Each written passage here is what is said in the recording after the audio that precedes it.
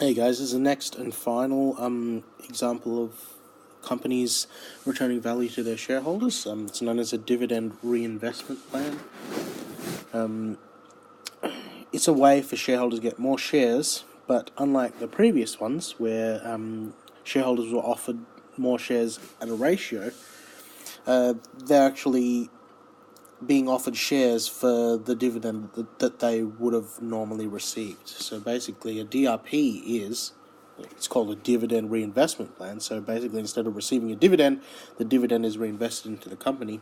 Instead of the company distributing money as dividends to their shareholders, the dividend money is instead used to buy more shares in the company, but at a discounted price during the DRP. So unlike the ratio where it's like a ratio just out of the blues, this should make a bit more sense. It's basically, instead of the shareholders being paid cash from the dividend is instead reinvested in the company, and for that the shareholders are repaid by getting more shares at a cheaper price. So why would companies want to do this? It saves them paying the dividends out to the shareholders. That money would have gone out, but now it's being kept, and in recognition of that, the shareholders are instead given discounted shares to the value of the dividend that they would have gotten. Why would shareholders choose to do this? They might choose to accept a DRP because they might not necessarily want their dividend payment right away. Okay, life probably doesn't depend on dividend payments, and if your life did depend on dividend payments, you're doing something wrong. Okay, they may already want more ownership in the company, and also it's another way of getting cheaper shares. They don't have to pay brokerage, and GST is discounted anyway, so cheaper shares overall. So here's an example from the book. I'll just talk you through it to help you out. So Kylie's got 550 shares in Boral, and a 15 cent per share dividend is declared. Boral shares are trading at $3.91. Kylie chooses to participate in the Boral DRP, and the extra shares, so the discounted shares during the DRP at 5% discount to the normal price of $3.91, I think it was. So find the price the shares will be sold for on the DRP. That's the first step. Find how many shares Kylie can get from the DRP. So how many shares her dividend will pay for. Calculate how much money she's going to have left over. Okay, we're going to be working out how many shares she gets from the DRP.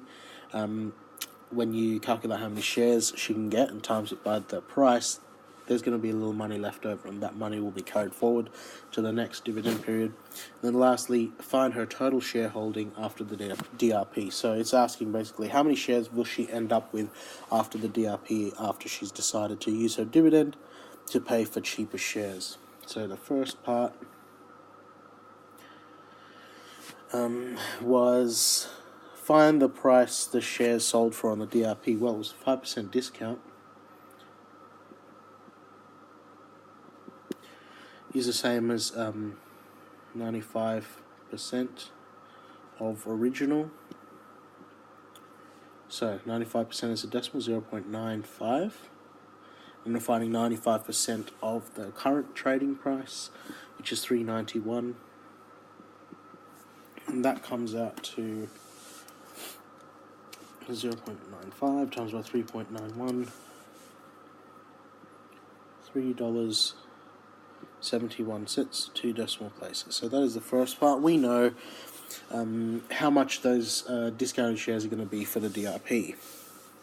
Now find how many shares Kylie can get from the DRP. Well, remember that she's using her dividend that she would ordinarily get to pay for these discounted shares. So you need to work out how much of a dividend she's getting. So div paid is going to be, the dividend per share is 15 cents per share, 0.15, times by the number of shares, which is 550. So she has 550 shares. Her dividend would have been 15 cents for each of those, so it would have been 0.15 times by 550. She would get ordinarily $82.50. But that's not the end of the story, because we're finding how many shares can Kylie get from the DRP. The DRP is using her dividend that would have ordinarily been paid to pay for the cheaper shares, which was $3.71. So we need to work out how many times, how many of these $3.71 shares the $82.50 can buy, and that is a division. So that division is going to be $82.50 over the 371 cheaper shares. So 82.50 divided by 3.71. That is 22.24 to 2 decimal places. But because you cannot buy fractions of shares, we'll round to the closest. So it's going to be it's going to be 22 shares that Kylie gets.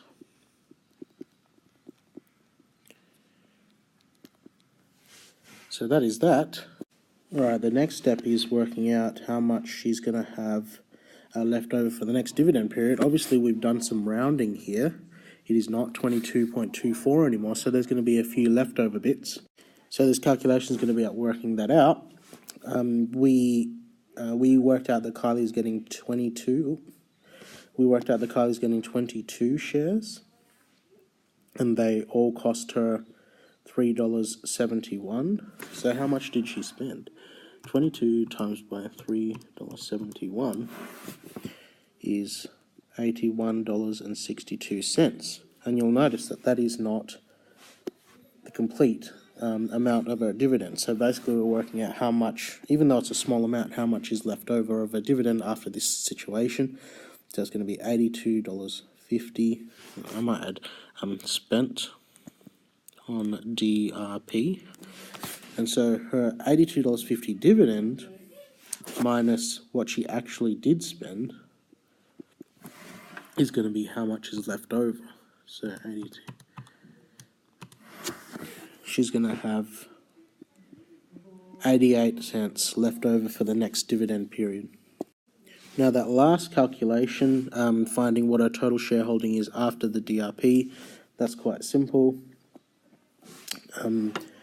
We said she gets 22 shares in the DRP.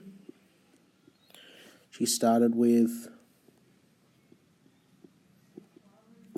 $5.50, so total shareholding after is going to be $5.50 plus 22, so it should be 572 shares. Alright, so hopefully that's helpful for you, and I will see you in the next video.